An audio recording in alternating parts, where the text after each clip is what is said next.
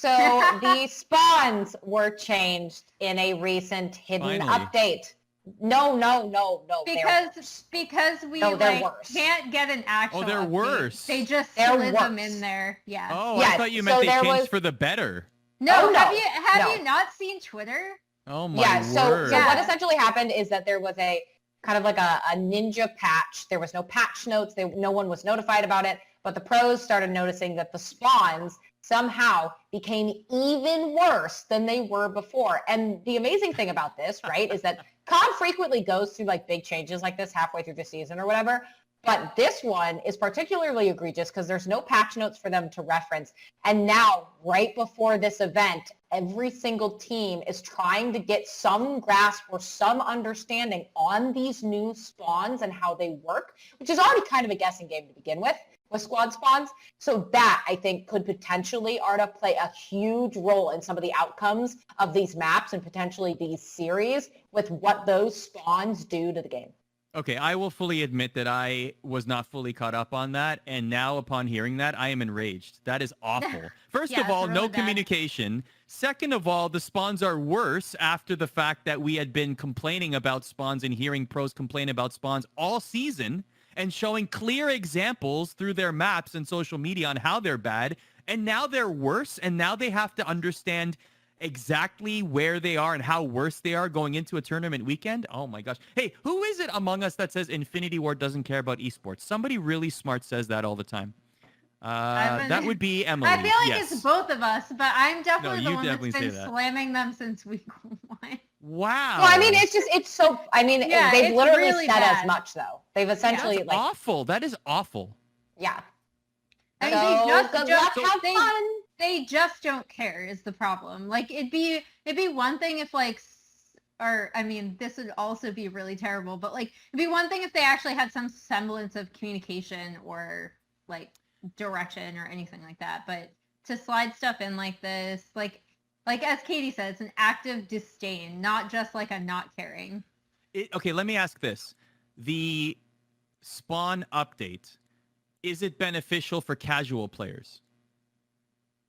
I don't think casual players would even understand what was going on. And I don't mean that in like I don't mean that in a mean way. I just mean like, I think I think that impacts them negatively. They just might not necessarily realize it in the way that pros do, because spawns are so much more crucial and hyper aware to a pro in a professional setting than they are a casual playing a pub match.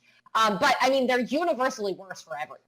Okay, what I was wondering was, I guess the thought process here is Infinity Ward believes that this will be a better experience for casual players, and that's why they did it. What other explanation is there for these spawns to be worse? You don't have one.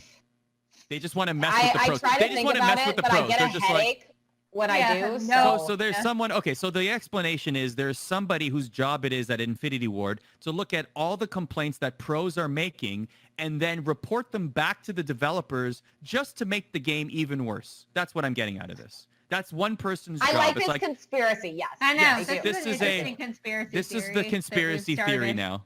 Yes, this is like okay. I believe this. Okay, good job, Arda. Katie, this is unbelievable. That is unbelievable. Yeah. Wow. Yeah. So we'll see how, and we'll see just how severely it impacts teams. So which team? Okay, so every team is impacted by this because this is in the game. Which team do you think will adapt to it the best? Is this an opportunity for a top team to? I would say Atlanta, maybe. I lean toward Atlanta just because of their speed. And I just like they're so run and gun anyway that I imagine still it's going to be like some of the top teams. Like I feel like Atlanta, because of how fast they are and their play style, will be able to adapt to it well. Because again, you saw how good they did at the start of the year with the spawn system anyway. And then I also lean towards someone like Dallas because of how cohesive their teamwork is, that they will probably be able to adjust better. Chicago is someone that I'm wondering about just because, again, we haven't seen more out of this team. And so I want to see what that synergy is like when they deal with a hiccup like this. But at the same time, you can also speculate on teams like how is Optic going to do? How are Guerrillas going to do? Optic isn't playing at this event, but Gorillas will be.